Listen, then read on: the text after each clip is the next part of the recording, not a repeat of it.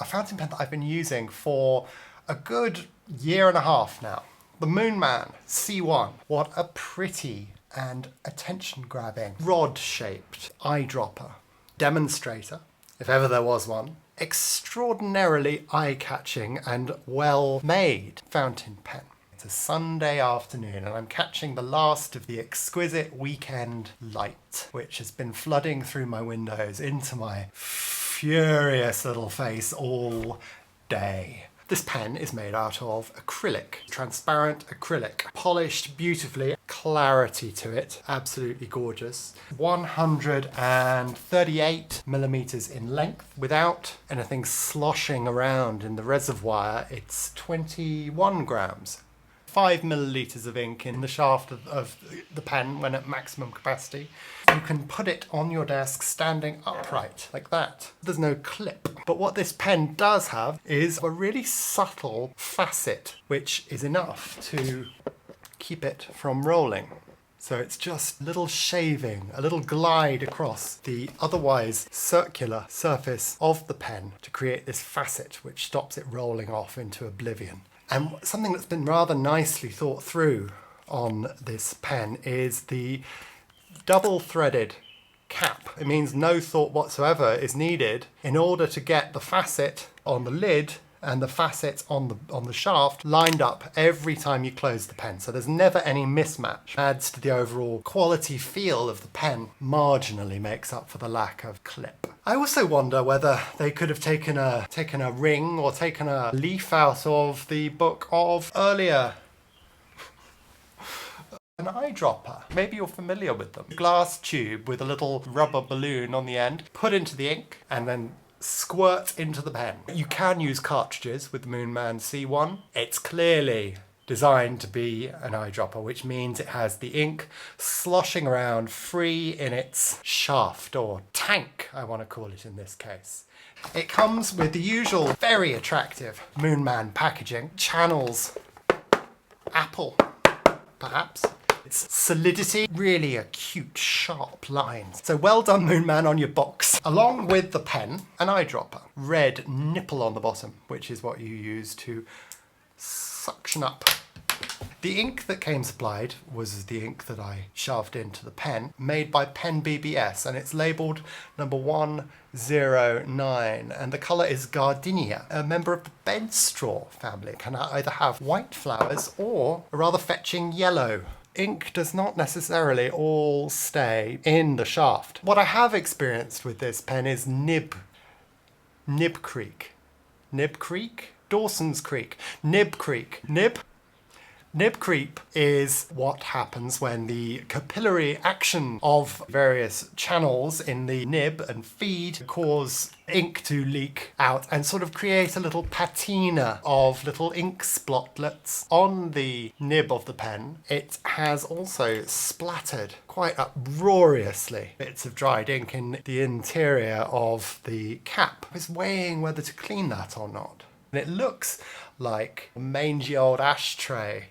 It's also sort of crusted slightly on the threads. You can look at the nib and think, oh my God, what a mess. Or you could think, well, that's got wonderful character to it. A wonderful, glorious patina like you might get on a tobacco pouch that was gifted to a cabin boy who went on to become king of the porpoises, and inevitably his tobacco pouch acquired a little bit of a patina. My point being, I've carried this pen around in all sorts of ruddy planes, boats, all sorts of crap, and all sorts of temperatures, and all sorts of circumstances. A bit of splattering is not a surprise. The cap has a very deep seal to it. It's flush fitted with the pen, with the shaft of the pen. Although the threads are quite coarse, they're very smooth, and there's a rubber O-ring there as well as a rubber O-ring on the section. Eyedroppers are notorious for burping. When you have ink inside a pen and air that's also in the chamber with the ink, when air molecules become warmed up, they vibrate a little. They get a little sort of thrum to them. They jostle each other. And when these little molecules jostle each other, they spread out their volume increases. So when the temperature around any pen goes up suddenly, and if you have air in the shaft of the pen, that air will expand and it will force, or not will, but could force ink into the already saturated feed and off the end of the nib. Suddenly, unexpectedly, the page is splattered with a big ejection of blobby gel-like ink. Quite a sort of shocker when it happens, but no. It's perfectly normal and it's to do with the changing air temperature. Eyedroppers are most susceptible to this because they have a lot of air in the shaft. I have not experienced burping with the Moonman C1 ever. Or at least I've not experienced the type of cataclysmic burping onto the page. The finials are very thick, very substantial, transparent acrylic. My theory is that the walls of acrylic provide some insulation against extreme changes of temperature. They're less sudden because of these thick walls. Substantial, robust, deeply, deeply satisfying hand feel of this pen also has a utility to it. If my little hypothesis is correct, anyway, it does. The balance of the pen in the hand is absolutely perfect. Posting, of course, is non-existent. A lovely, swirly purple section. The step from the shaft to the section is very high and sharp. It doesn't bother me for the writing experience at all, but some people might be bothered by that. It's a fairly unique style. Or is it? There are some queries as to the provenance of this design and this style. The nib is Moonman's excellent number 6 nib, which has a little half moon cut into it as the breather hole. Some people have likened the half moon on Moonman's crescent nib to the design of the Conklin nib, even so going so far as to say that it's a copy, which I find absolutely bizarre because the name of the brand is Moonman. But that brings me on to another point of concern. Before I do get on to the writing experience, which is excellent, the concerns people have about this pen's design. The Moonman C1 has been compared to Sean Newton's Shinobi. So Sean Newton is an amazing maker of fountain pens. The similarities are striking. It's cylindrical. It has one flat facet. It's made from clear acrylic and it has a marble resin section. It has flat upper and lower finials. It has a flush fit barrel. It has a large step between the shaft, the threads and the section. And it doesn't post. Are they striking enough to warrant us avoiding this pen? The Moonman C1 is a direct copy of Sean Newton's Shinobi, which was designed by one of his customers. So I've got a few things to say about that. Firstly, who originally designed the pen? Who owns that design, given that it was submitted by a customer? The design belongs to the customer, or it belongs to Sean Newton, or belongs to nobody? I think people are doing a lot of virtue signalling here, and perhaps primarily to themselves. Sean Newton chimed in rather brilliantly. Oh well, flattery and all that. So much creativity is iterative, recycling, revisiting, and being inspired by previous products, pieces of art. Everything is connected together. The wall Eversharp deco band with the red ebonite feed, which is gorgeous object. Makes you think of Christian Louboutin heels. Iconic. Made famous by Sarah Jessica Parker, arguably.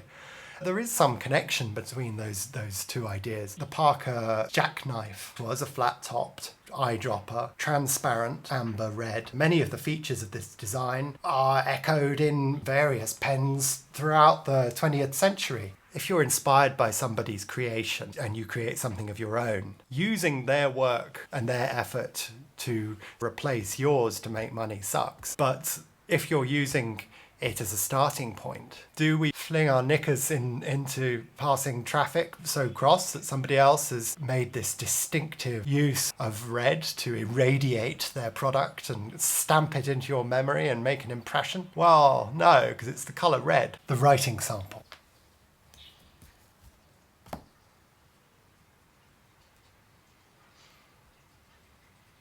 Roll stopped. Moonman C1. Now, as you can probably already see,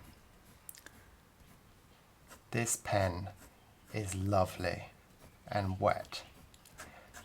Eyedroppers are entirely, and a lot of fountain pens are entirely gravity driven. And here you can see gravity working its magic rather brilliantly. Really wet line this lays down. Lovely. Panda. Six. Jinxed. Misspelt. Jinxed. Zebra. 4. Quick. Game of whist.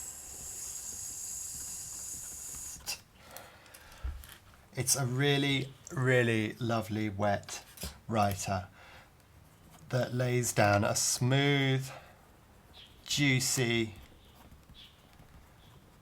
consistent line. You can write quite fast, as you can see I'm doing now.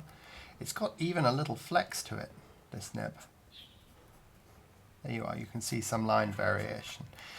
But I mean, it's not someone that you would particularly want to intentionally flex, but it's got enough flex to allow a bit of flair to your writing and a little bit of passion to be imprinted upon the page. Feel the temperature of writing. And I think I understand what they're getting at all of a sudden. Feel the temperature of writing. I think the Moonman C1 is a gorgeous carriage for a nib of this quality. Really well priced. It looks fantastic sat around, and I would recommend you get one, fill it with ink, put it on your desk and start making use of it because it's tremendous. If you enjoyed this video, don't forget to like, comment and subscribe to the Panda Pen Club channel on YouTube. Thanks for watching. But Moonman have done a stellar job.